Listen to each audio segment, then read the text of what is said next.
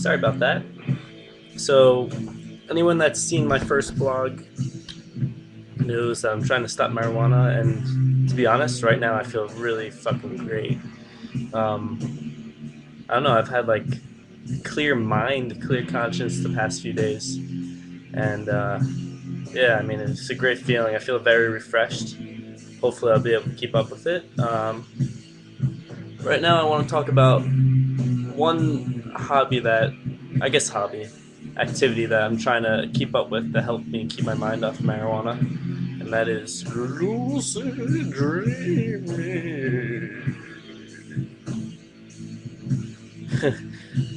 For anyone that doesn't know, lucid dreaming is when you pretty much make your dream a reality by interacting with things in it. You can make your own decisions in the dream, as far as that's what I know, at least. That's what I've heard. And I'm pretty sure anyone can do it, or anyone has the capability of doing it, but it's whether or not you want to keep up with it and actually try it out. So what I've been doing is, let me get my journal. I've been keeping a journal. Every night when I wake up, I write down as much as I can remember from the last stream. And what you're supposed to do is you're supposed to find similarities from dream to dream, and that apparently is the gateway to controlling your dream. So let me tell you a quick story. I first became interested in this in January when I took a 2-week break from marijuana.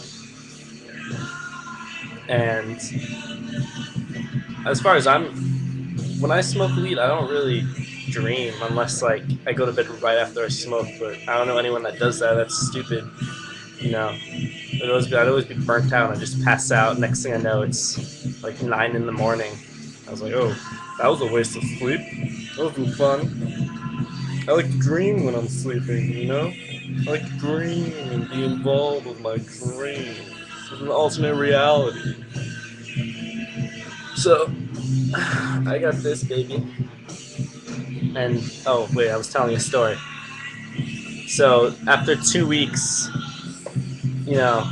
for two weeks for not smoking, I actually had the most bizarre dreams in my entire life. And it's not that they were just bizarre, they were extremely vivid, and like I was almost in the dream. And after like 3 days of this happening, I was talking to my friend Albert, and he told me about it.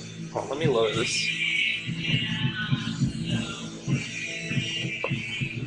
Yeah, so I was talking to my friend Albert, and he told me about lucid dreaming, and like I'm surprised I've never heard of it before that. But he was like, yeah, if you like remember your dreams, eventually you might be able to control them. So I thought about that, and for like the next week and a half, I was just having the craziest dreams, and I felt like this close to like being one with my dream. And well, 2 weeks sober, I was like, maybe I should have a bowl right now.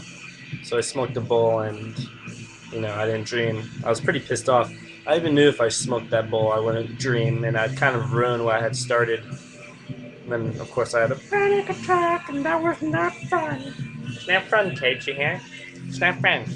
Now, when you grow old, you're not going to have fun anymore, so take your time and spend your time wisely, kids. Yeah, so I wrote down, let me read what I wrote down. This is one of the dreams I had during that time period. Let me read it. This one's pretty fun. It starts off like this. My friends and I, most notably, I remember my good friend Brian, we were at some sort of electronica dance club concert. With most dreams, people seem to remember a time segment in smaller segments with pieces missing. And by that I mean, let's say your entire dream is you grocery shopping. You don't remember the entire time you're grocery shopping. You may remember the time you enter. Then next thing you know, you're putting something in your shopping cart and then you're leaving instead of the entire event. But this time I remember the whole entire thing. And while watching the show, the crowd became increasingly active and energetic. Somehow everyone is crowd surfing eventually, and that's not possible. Not everyone could be crowd surfing. and all of a sudden we're bobbing up and down like we're on some sort of cushiony bed.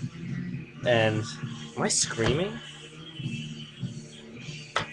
Yeah, so we're bobbing up and down, and all of a sudden we were all up, like in the venue, not spinning, flying around in circles around the venue at full speeds, and it was just like